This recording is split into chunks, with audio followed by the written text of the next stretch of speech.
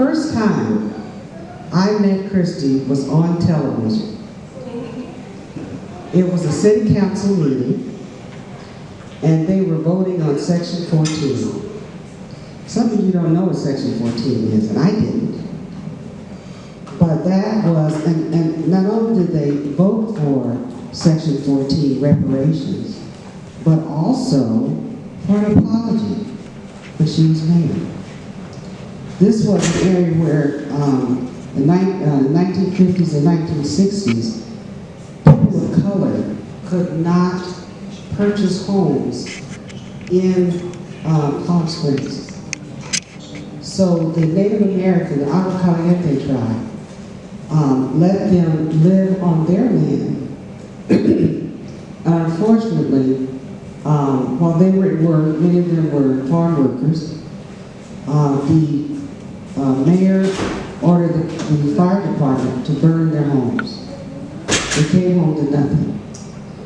This lady has a heart.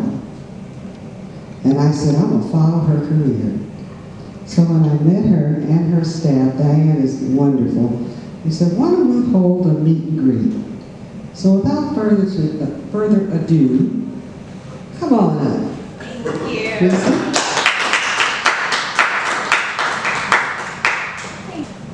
Good afternoon. Good afternoon. How are you doing? Good. It's always good to be with SEIU 721. I so appreciate you and your chapter. Thank you for all that you do for our community. I was first endorsed by SEIU 721 in 2017 when I first ran for city council. So you were with me then, and you're with me now, you were with me last time, you've always been with me, and we've been here together fighting for our community. So thank you for sharing that story, I really appreciate it. And those types of stories about why we do this are so important as we face 60 days, 58 days before Election Day. It gets a little hard for us candidates as we're facing a lot of attacks. And so thank you for that heart moment of why we do this and what we're fighting for. For those of you who don't know me, my name is Christy Holstege. I serve on the Palm Springs City Council. I've served there for 7 years. You first endorsed me in 2017. I got re-elected in 2020. I gave birth 2 weeks before Election Day, so this election is no sweat because I'm not 9 months pregnant in 120-degree heat, knocking doors. And I'm running for state assembly to represent us in Sacramento. I've also been able to serve as the mayor for Palm Springs, as you mentioned. I was so honored to issue that apology from the city at that time. And I'm so proud to serve with my colleague Lisa Middleton, who's here today and running for state senate and is an endorsed candidate. And during our time on City Council and mine, we haven't just delivered promises, we've delivered results. And really proud that we were able to get $10 million from the state of California as a small city, a direct allocation on homelessness. We turned that $10 million into a $40 million navigation center, the first in its region to get people off the streets and into housing and services. We just delivered $50 million, 50, from the state of California for an Indian Canyon Bridge project to keep our community safe, make sure people can get to the hospital during storms, and invest in our roads and infrastructure. I'll just share a story, it's not on my script, but my team. But my grandparents came over, they were Okies during the Dust Bowl, and they came over to California and they lived in public housing. Their first house was a chicken coop, renovated, yep, and they got married when they were 17, and they had just celebrated 70 years of marriage.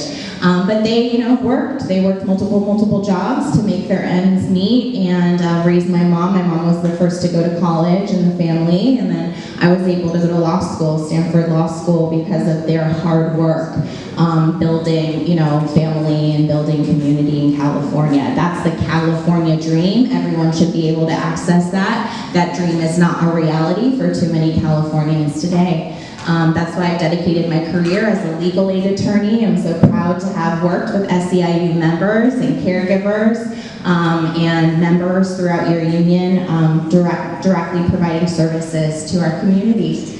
And so those are the types of leaders we need representing us in the assembly. You'll remember last time that I ran and we lost by 85 votes in 2022, 85 votes but out of 170,000 votes. That's a 1/10%. 85 votes is like 35 households. So that's how close we got to flipping this seat from red to blue. I'm flipping it blue for the very first time. I'm running against one of the top funded Republicans in the California legislature. He has an A from the NRA. He has a 0% rating from the Sierra Club. He has endorsed Oath Keeper Chad Bianco for governor of California. He has stood with extremists on book bans, on LGBTQ rights, on women's rights, and more. And that is not who we can have representing the Coachella Valley or this region in California. We need real champions for our community who care, who know what it's like, and who can deliver real results. So thank you for your endorsement. I'm really, really proud to stand with you. I will always stand with you, and I'm really proud to have your support in this race. So thank you for having me. Thank you for caring about this race. And we have 58 days, so I'll just say we love your help. I know we're knocking doors every single day almost. We're calling voters. We're really trying to convince 86 more people to vote in this election. That's all we need. Hopefully win by a bigger margin. But we really need your help, so thank you for having me here today and thank you for doing this.